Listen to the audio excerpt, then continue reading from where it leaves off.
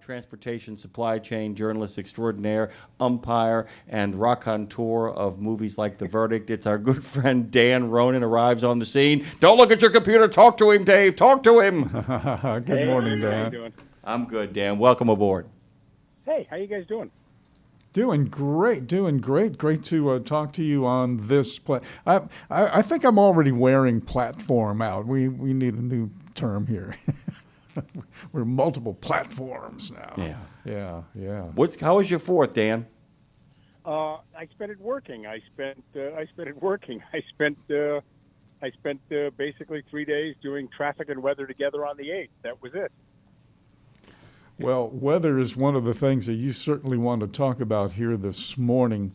We were in contact yesterday about today's program, and I think 61 or 2 people were known dead over in Texas in the Hill Country, and now that number is over 82, and there are still dozens of people still missing. Wow. And I did not know. I knew about Hurricane Alley, or rather Tornado Alley, and my line about that is Tornado Alley used to be a 2-lane highway. Now it's a 16-lane super freeway. I did not realize that there was a flash flood alley through that area of Texas, the Hill Country, Guadalupe River. It's a beautiful part of Texas. Oh yeah, been there.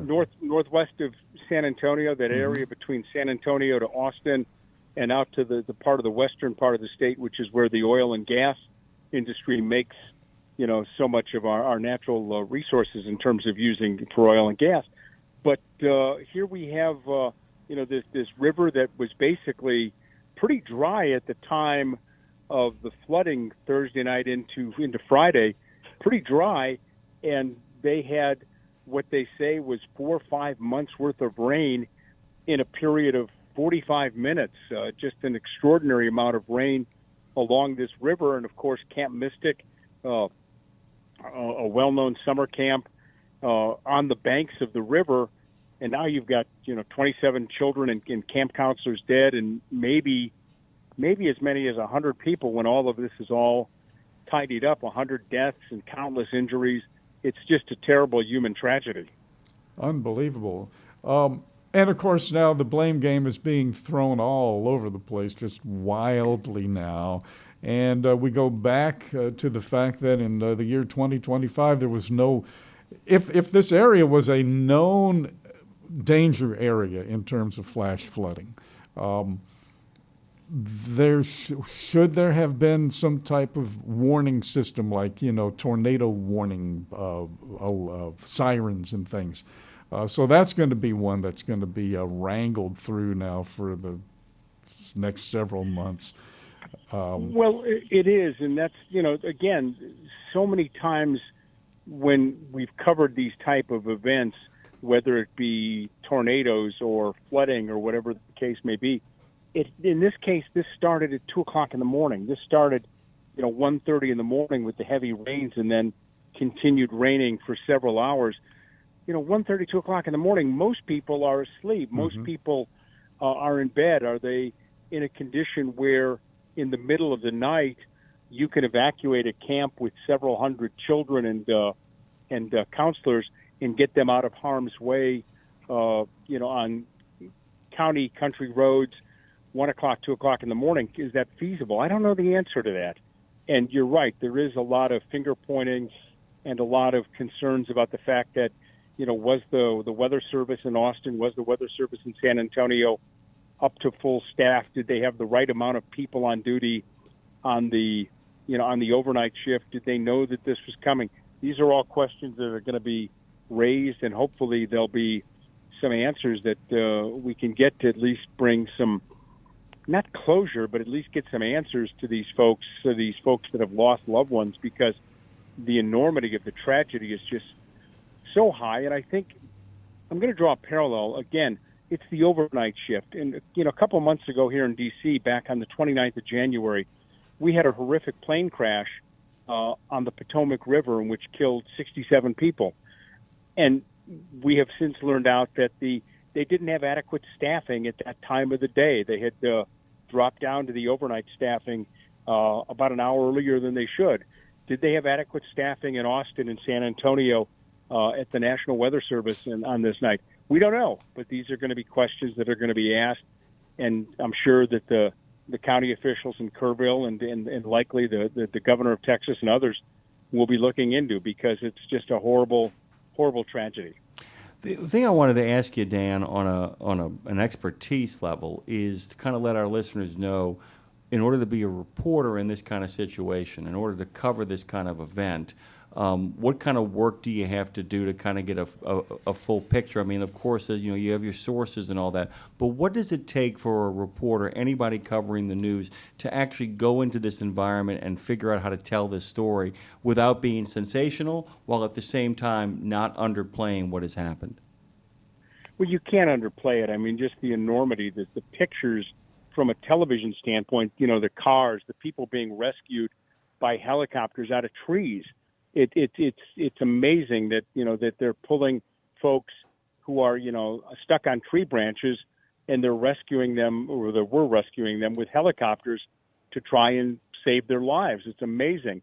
The thing that you fight as a reporter in this situation is you have to somewhat emotionally distance yourself from what's happening, because if you don't, it's really easy to get caught up in the enormity of what happened. There's 27 children and camp counselors who have died, young children, 8, 9, 10 years old, 11, 12, 13.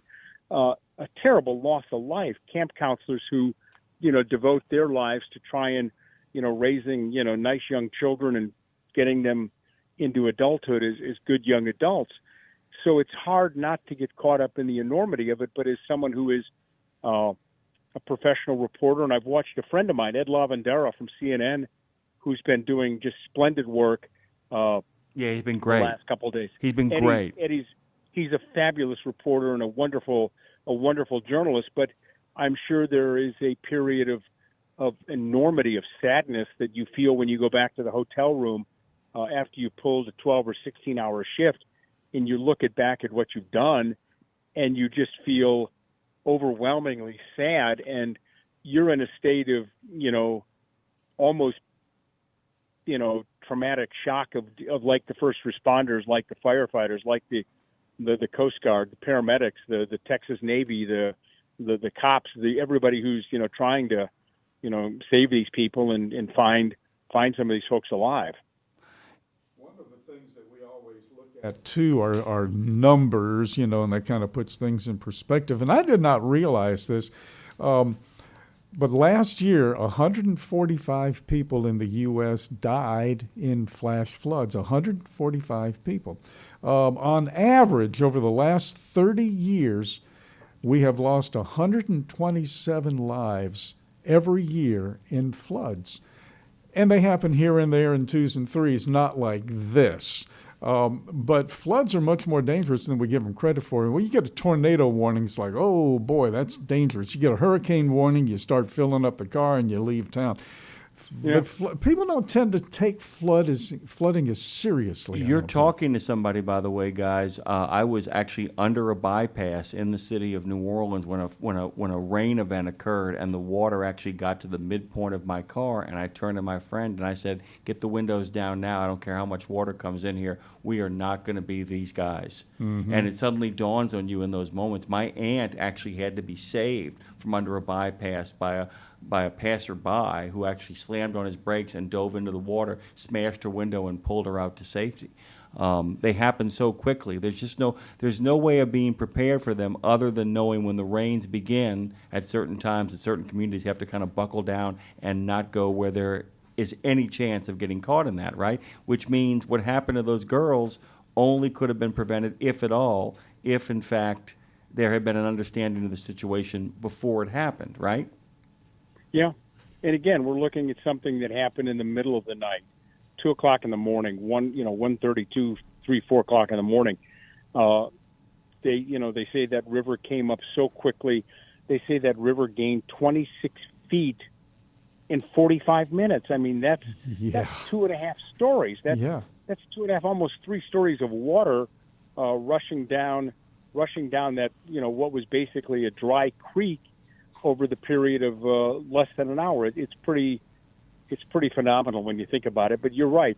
Would they have had enough time to get everybody out of there and get them on a bus and hustle them out of there as fast as they could? We don't know. That might have even been more dangerous. Well, yeah, and by the way, places like New Orleans where people understand that reality, Dan, one of the things they'll tell people is it's too late, get your ass up to the roof.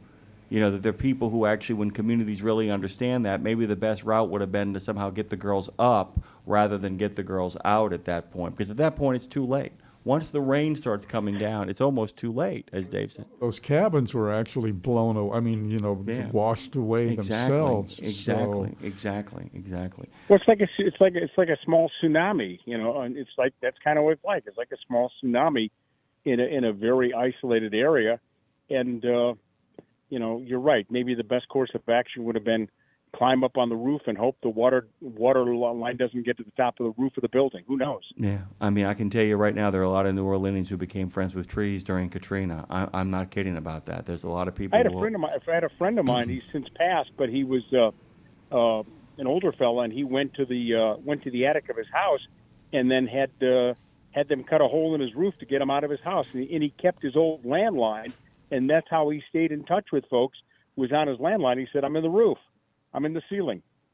I kid you not. We had some friends of ours who actually were saved only by the fact that her ex-husband had died in her house. They brought him in to kind of take care of him at the end of his life. They left his hospital bed there, and they floated to safety on his bed after Katrina, which meant the deceased ex-husband actually saved everybody in the house's life because they used his bed as a flotation device. Dan Ronan has joined us this morning. We got to bring you back, brother, at some point and keep the conversation going. We'll get you onto a long form, some 25 minutes where we can really dig into some stuff. It's good to hear your voice, by the way. Thank you, sir. We'll talk to you soon, guys. Bye-bye.